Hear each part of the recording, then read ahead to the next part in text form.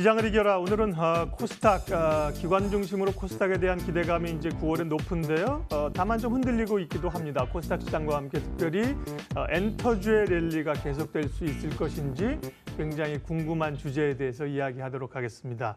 현대차증권 스몰캡팀 유성만 위원님 모셨습니다. 어서 오십시오.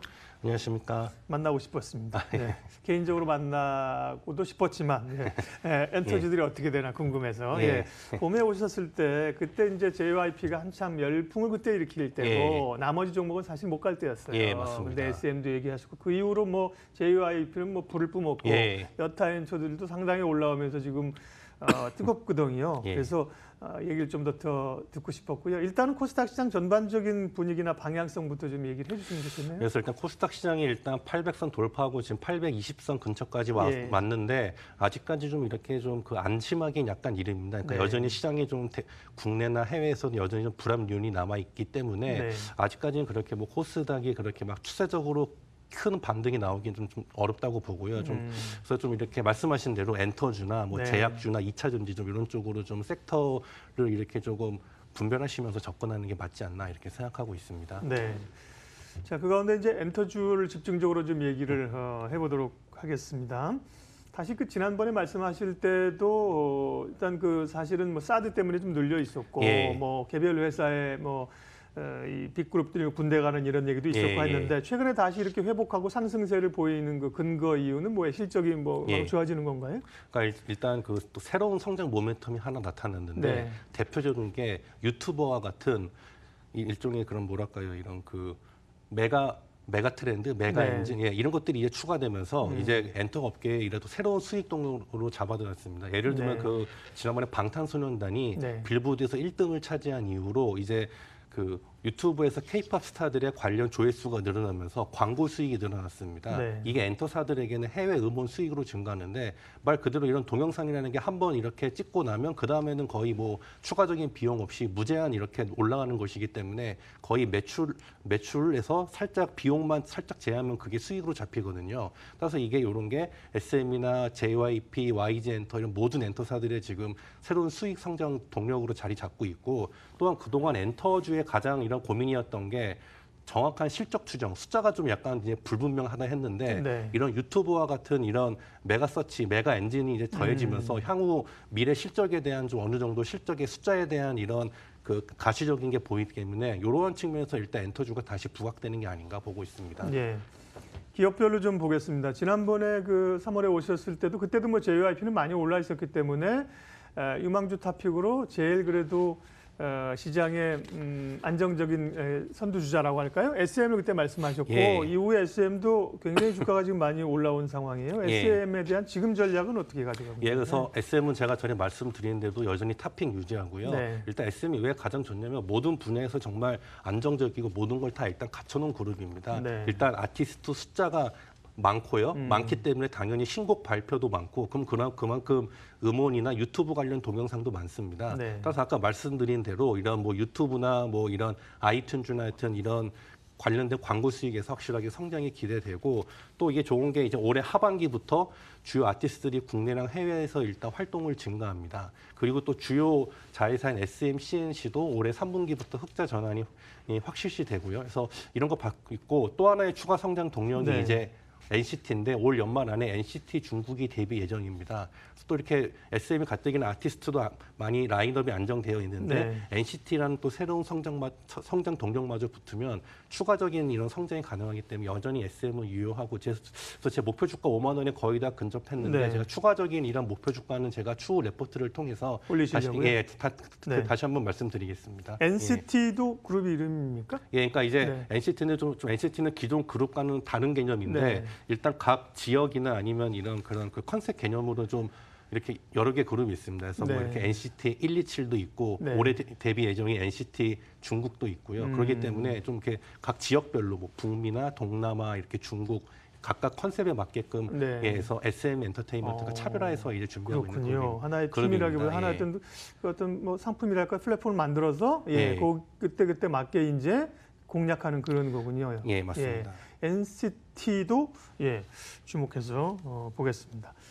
제일 사실 그 엔터주 가운데 뜨거운 거는 뭐 뭐니 해도 방탄소년단 BTS입니다. 예, 맞습니다. 그런데 뭐 그때 오셨을 때도 말씀을 하셨지만 방탄소년단의 소속사인 빅히트 엔터테인먼트가 상장이 안 돼 있다는 예, 안 돼 겁니다. 있습니다. 예, 그러니까 이제 공략이 안 되고 이제 격가지들을 지분을 좀 가지고 있고 사돈의 8촌해서 예, 이런 예. 종목이 오르기 때문에 예, 맞습니다. 야, 이게 고민인 건데요. 예, 방탄소년단 신드롬과 그에 따른 투자 종목 좀 얘기해 주세요. 네. 그래서 일단 뭐 아시겠지만 방탄이 다시 또 연이어서 빌보드 1등을 차지했는데 네. 그래서 문제 빅히트 상장이 안 돼서 이제 과연 어떤 게 수혜주냐 그러게요. 했는데 네. 시장에 여러 개가 있는데 어떤 거는 맞고 어떤 건 또 이미 아닌 게 있습니다. 그러니까 예. 제가 뭐 자세히 말씀 못 드리겠지만 네, 그래서 네. 제가 얼마 전에 8월 24일 날 이제 제대로 된 방탄소년단 관련주를 제가 커버리 시작했는데 네. 종목 이름은 GMP입니다. 네. 근데 여기가 뭐냐면 주요 자회사 중에 VT 코스메틱이라는 화장품 회사가 있는데요. 네. 일단 기본적으로 최근에 중국에서 시카라고 해서 이런 병풀 추출물 관련된 이런 라인이 중국에서 터지면서 올해 2분기부터 흑자 전환했고요. 32억에. 네. 그리고 추가적인 게 여기가 모델이 방탄소년단입니다. 근데 이제 방탄소년단인데 올해 9월 말에 그 VT 바이 BTS랑 BT21이라는 방탄소년단을 소재로 한 화장품 콜라보 제품이 글로벌 출시가 됩니다. 네. 예, 그렇기 때문에 최근에 이렇게 방탄소년단이 이제 8월 말부터 서울 잠실을 시작해서 이제 오늘부터 미국 LA에서 글로벌 월드 투어 시작하고 있는데 그 인기와 더불어서 이제 방탄소년단 관련된 콜라보 제품이 출시되면 뭐 말 그대로 출시되는 족족 정말 엄청난 판매량을 올리지 않을까 이렇게 예상하고 있어서 어찌 보면 진정한 방탄소년단 관련 수혜주는 GMP가 아닌가 이렇게 판단하고 있습니다. 그러니까 어떤 뭐 지분 관계가 있는 회사는 아닌 듯하네요. 예, 그러니까 이제 네. 뭐 말 그대로 뭐 빅히트 엔터테인먼트의 네. 지분을 가진 건 아닌데 네, 네. 그러니까 아직 빅히트 엔터가 상장이 안 됐지 않습니까? 근데 이제 방탄소년단을 이제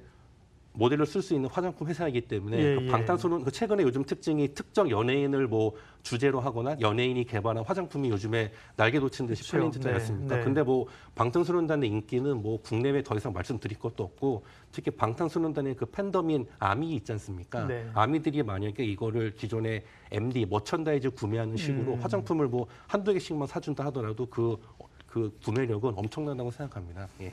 그러니까 뭐 지분 관계는 없지만 아무나 방탄소년단 제품을 만들 수는 없을 거라고요. 그 예, 브랜드에 맞습니다. 대한 그 로열티가 있으니까 예, 그러니까 맞습니다. 회사하고 전략적으로 그걸 해서 이제 화장품을 만드는 회사군요. 예. VT 코스메틱. 예. 그렇습니다. 근데 사실 넷마블 같은 경우는 사실은 이 빅히트의 지분도 투자했고 BTS 게임도 만든다고 예, 지난번에 게임도 했잖아요. 그런데 사실은 넷마블은 넷마블의 몸집이 커서 그 부분이 적어서 예, 그런가요? 맞습니다. 그러니까 뭐 제가 뭐 넷마블 뭐 담당하지 않지만 일단 네네. 뭐 넷마블 말씀하신 대로 예, 원체 예. 몸집이 크기 그쵸. 때문에 좀 네. 그게 좀 약간 차전의 비중이 좀 미미하지 않, 그러니까 좀 다소 상대적으로 좀 적지 않나 보고 있습니다. 네, 예. 그렇습니다. 그래서 뭐 말씀하신 것도 어떤 회사는 실제로 방탄소년단 관련주라고 볼 수 없다 이렇게 얘기할 수 방송이 없기 때문에 예. 관련된 실제로 매출이 예. 일어날 수 있는 회사가 뭐냐 그 예. 방탄의 브랜드를 가지고 사업을 해서 돈을 벌 수 있는 회사다. 예. 그 회사가 이제 VT 코스메틱이라는 자회사를 가지고 있는 GMP라는 회사다. 여기서 보도록 하겠습니다. 하나만 더 큐브 엔터 지난번에 오셨을 때도 7월에 이제 좋은 종목으로 소개를 해주셨는데 큐브 엔터까지 좀 얘기해 주실래요? 그래서 그때 제가 추천드린 이후로 주가가 많이 상승해서 예. 했는데 일단 네. 큐브 엔터가 역시나 똑같습니다.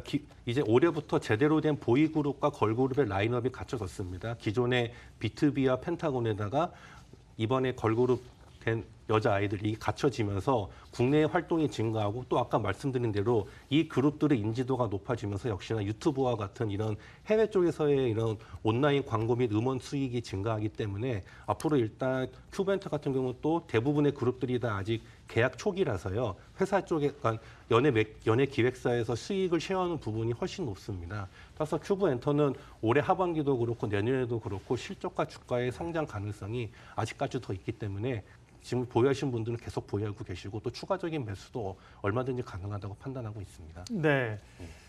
네, 오늘 어쨌든 그러니까 엔터주에 대해서 다시 한번 정리하면서 종목을 좀 총정리해드리면 어쨌든 엔터주 가운데 탑픽은 여전히 SM이다. 예. 네, SM이고 목표가를 좀 조정하시려는 계획이 있고 예. 방탄 관련주로서 발굴하신 기업으로는 GMP가 있다. 예. 이렇게 정리를 하면 되겠고요.